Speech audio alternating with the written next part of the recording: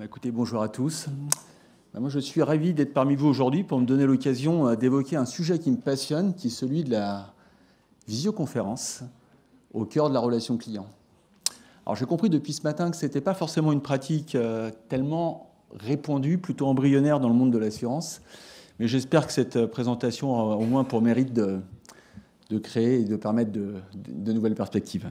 Voilà, donc pour me présenter, je m'appelle Grégory Gestin. Je suis un expert des sujets de visioconférence, comme vous l'aurez deviné. Ça fait plus de 20 ans que j'opère dans ce milieu-là. Je découvre le monde de l'assurance, mais en tous les cas, je trouve énormément de similitudes avec ce que je fais. Je travaille aujourd'hui pour une entreprise qui s'appelle Pexip, qui est une entreprise européenne d'origine norvégienne, qui propose des plateformes de visioconférence performantes, simple à utiliser et de confiance pour les professionnels. Alors quand on me parle de visioconférence, j'y associe un mot, qui est proximité. Puisque je suis un convaincu des bienfaits de la visio, pour moi elle raccourcit très clairement les distances, c'est une fenêtre qui propulse l'individu au cœur des interactions à distance. On parle souvent aussi de don d'ubiquité. Alors, quand on parle de visio, ne voyez plus la visioconférence comme étant une grande salle de réunion avec des parois vitrées, deux écrans qui trônent dans la salle, une caméra qui fixe des personnes attablées. Non, aujourd'hui, la visioconférence, c'est autre chose. C'est une personne victime d'un sinistre qui échange avec son expert. C'est une assurance qui forme une équipe de courtiers. C'est aussi un couple qui négocie son assurance habitation depuis son salon. Voilà, donc au-delà de la visioconférence, moi, il me plaît à renommer, rebaptiser visio par vidéocommunication. Alors, la vidéocommunication, pour moi, peut très clairement devenir un maillon fort de la transformation numérique des métiers de l'assurance. Ce maillon qui pourrait être le visage de l'assureur tout au long du parcours numérique. Celui qui va fidéliser, qui va rassurer, qui va satisfaire. Alors la semaine passée, lorsque je préparais cette intervention-là, j'ai découvert les résultats d'une étude menée conjointement entre l'éditeur américain Salesforce et le magazine L'Assurance en Mouvement. Et ce que j'ai vu m'a montré que 75% des acteurs de l'assurance interrogés déclarent que l'analyse du sentiment est centrale dans la relation client. C'est très clairement là la nature de mon propos et l'apport de la vidéocommunication dans les métiers de l'assurance. Alors, à l'agenda, je vous propose de le structurer en deux grandes parties. D'abord, comment la visioconférence, ou la vidéocommunication maintenant, améliore l'expérience de l'assuré, bonifie l'image de marque de l'assureur et renforce l'engagement des collaborateurs. Et en deuxième partie, innover, oui, grâce au numérique, c'est une véritable opportunité, mais il ne faut pas omettre, surtout pas, le risque cyber.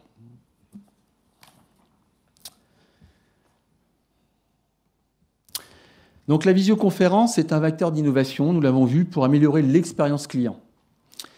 Un contexte économique et social dégradé, la prise en compte de nouveaux risques comme les catastrophes climatiques, conséquences visibles du dérèglement climatique, pousse le monde de l'assurance à réinventer sa relation client pour être toujours plus proche et pour être toujours plus engagé vis-à-vis de ses assurés.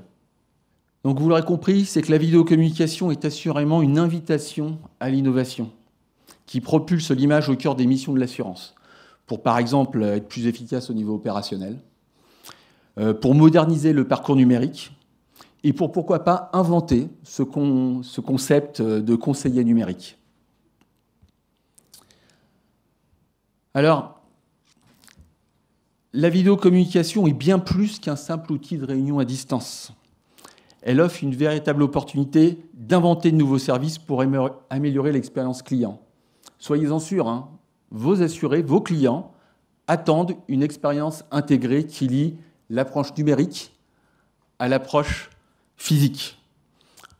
Alors considérez vous-même les quelques chiffres qui sont derrière moi, puisqu'on se rend compte que 84% des entreprises considèrent que la visio permet de renforcer les liens avec ses clients.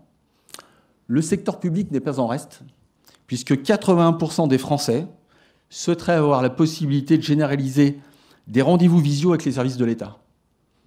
Et dans un autre secteur très réglementé, celui de la banque, 34% des clients souhaitent davantage de conseils et d'interactions de proximité avec son banquier. Alors, certaines organisations ont su s'adapter et se sont clairement démarquées. Et de nouvelles pratiques en vidéocommunication sont déjà bien présentes dans nos quotidiens. Qui, dans la salle, aurait imaginé, il y a encore 2 ou 3 ans, consulter son médecin face caméra devant son écran? Voilà, donc il s'agit de perpétuer et de généraliser ce type de pratique au métier de l'assurance.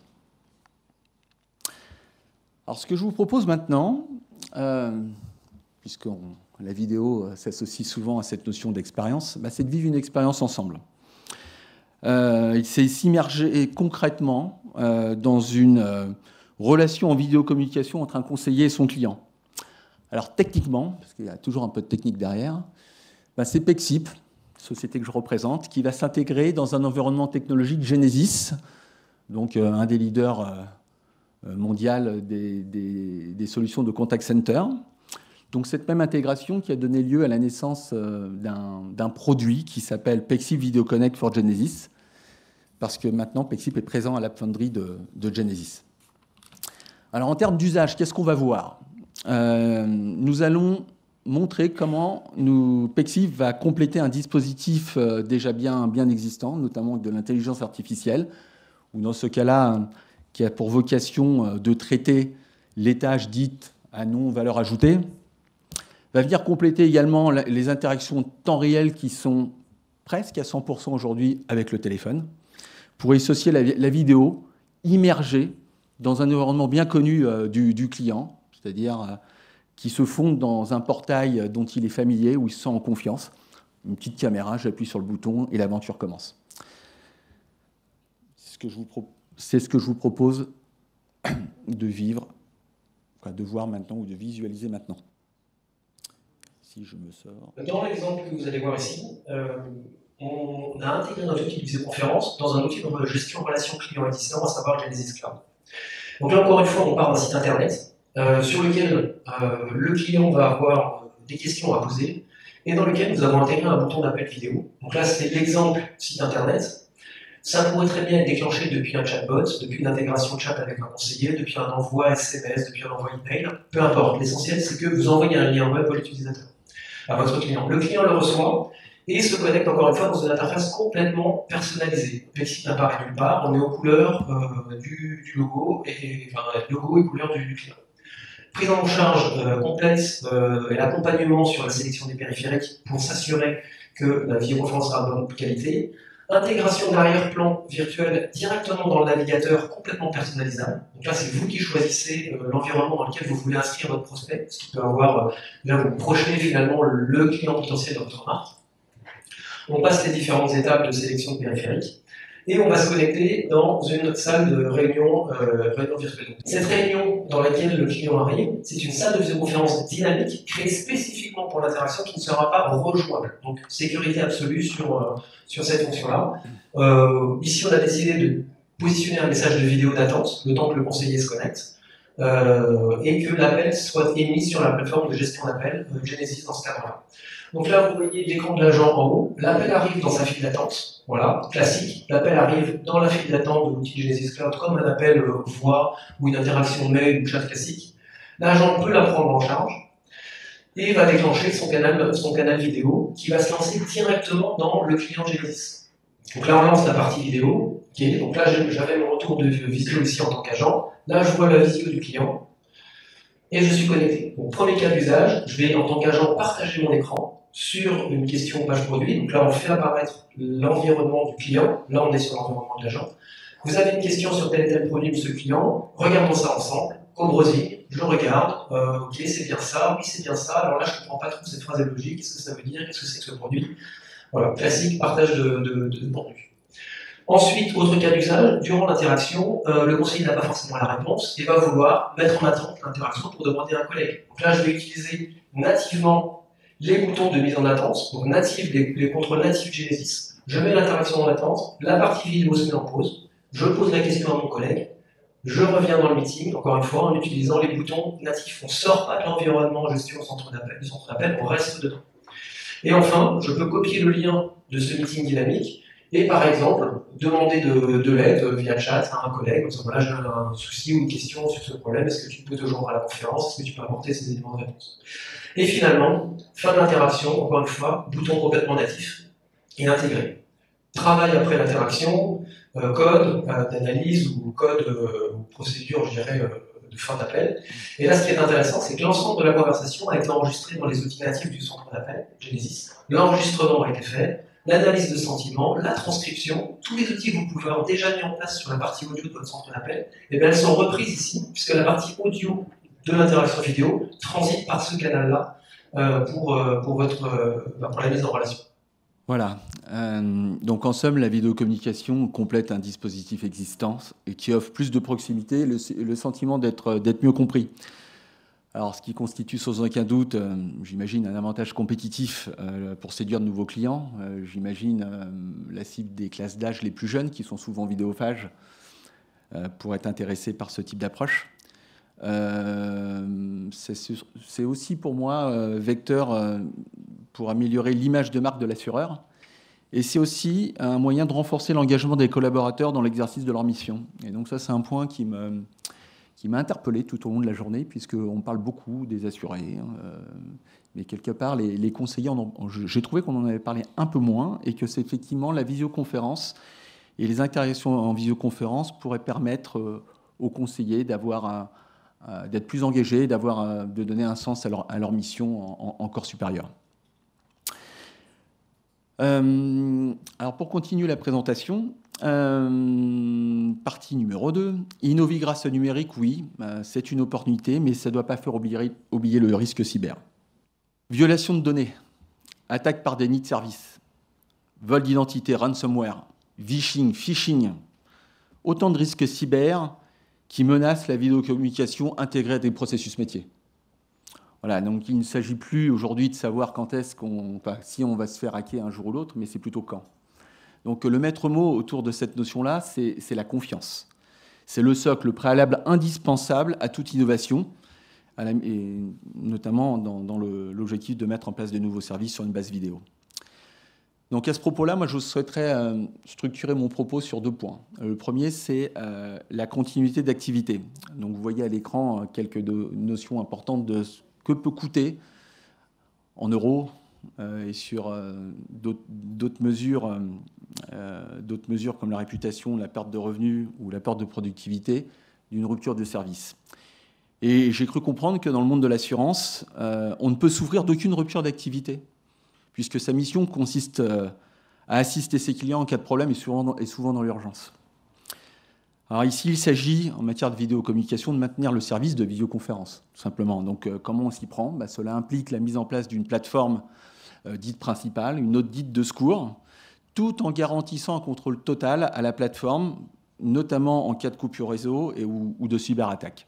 Le deuxième point sur lequel je souhaiterais insister, c'est cette thématique autour de la sécurité et de la confidentialité des données. Alors encore une fois, c'est peut-être une notion qui est très prégnante dans les activités ultra réglementées des métiers de l'assurance, notamment lorsqu'on a tous individuellement la nécessité d'être assuré depuis sa naissance jusqu'à sa fin de vie. Donc ça fait quand même une masse colossale de données à protéger. Donc dans ce contexte de la vidéocommunication intégrée à un process métier, donc, il s'agit d'assurer la maîtrise et la localisation des données. Savoir par exemple qui peut s'y connecter et qui peut moduler l'accès à la plateforme. Voilà, donc ça c'était le deuxième point sur lequel je voulais mettre en évidence. Mais finalement, quand on parle de sécurité, ça s'inscrit dans une quête continue de confiance. On appelle ça la confiance numérique.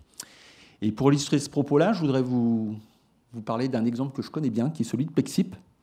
Puisqu'en tant qu'entreprise européenne, Pexip répond scrupuleusement aux règles RGPD, a suivi un process de certification ISO 27001 qui montre que nous savons en tant que société et en tant que salariés Pexip traiter des données sensibles. Et même on essaie d'aller encore un peu plus loin dans ce processus-là pour gagner la confiance. c'est qu'on se conforme aux législations locales françaises, puisque notre solution, produit, a été certifiée par l'Agence nationale des systèmes de sécurité, l'Agence nationale de sécurité des systèmes d'information, l'ANSSI. Voilà, donc là-dessus, en matière de vidéocommunication intégrée à des processus métiers, notamment au métier de l'assurance, moi, il y a 3 points sur lesquels je souhaiterais attirer votre attention. Lorsque vous faites, un jour, si vous faites le choix d'une solution de visioconférence, il y a 3 mots-clés. Contrôle, flexibilité, personnalisation. Contrôle, pourquoi? C'est que quand vous faites le choix d'une solution de visioconférence, assurez-vous que votre fournisseur ait le contrôle total de sa solution de A à Z. De A à Z, ça veut dire quoi? C'est depuis l'OS jusqu'à la partie applicative, de telle manière à être extrêmement réactif dans le traitement d'une faille de sécurité. Contrôle, qu'est-ce que ça veut dire? Donc on parle plutôt... Pardon, le deuxième mot, c'est flexibilité. Qu'est-ce que ça veut dire? C'est être capable de déployer une infrastructure de visioconférence dans la majorité des solutions de virtualisation et dans l'ensemble des paysages IT, que ce soit sur un serveur dédié, un cloud souverain, un cloud public, ou les 3 en même temps pour constituer un pont de visioconférence unique, logique, qui va nous permettre de tendre vers cette fameuse continuité d'activité. Et enfin, je dirais ouverture et personnalisation. Ouverture pour que vous ayez l'assurance que cette plateforme de visioconférence ait la possibilité, grâce à des API, des connecteurs, puisse s'intégrer simplement dans un processus métier. Et personnalisation pour faire en sorte qu'au niveau des colorimétries, des fontes, lorsqu'on intègre cette plateforme-là dans un portail métier, par exemple, vous assurez que l'assuré soit toujours dans un environnement familier. Voilà, donc j'en arrive au bout de mon propos. Donc en guise de conclusion, l'intégration de la vidéocommunication de qualité dans les processus métiers, couplée à l'obligation de sécuriser les données, est une tendance forte, notamment dans les marchés régulés comme ceux de la santé, du secteur public et de la finance. Donc vous aurez compris, c'est clairement le credo de l'organisation que je représente, qui poursuit ses efforts en matière de recherche et développement. Des efforts d'ailleurs qui permettront de lancer prochainement un nouveau service qu'on appelle VPaaS, comme Video Platform as a Service, qui a pour vertu d'encore simplifier l'intégration de la vidéo dans des processus métiers, par exemple ceux de l'assurance, en garantissant quelque part une qualité vidéo qui soit extrêmement qualitative, et vous l'aurez compris, sans jamais transiger sur la sécurité. Merci beaucoup, je suis arrivé au bout de mon propos.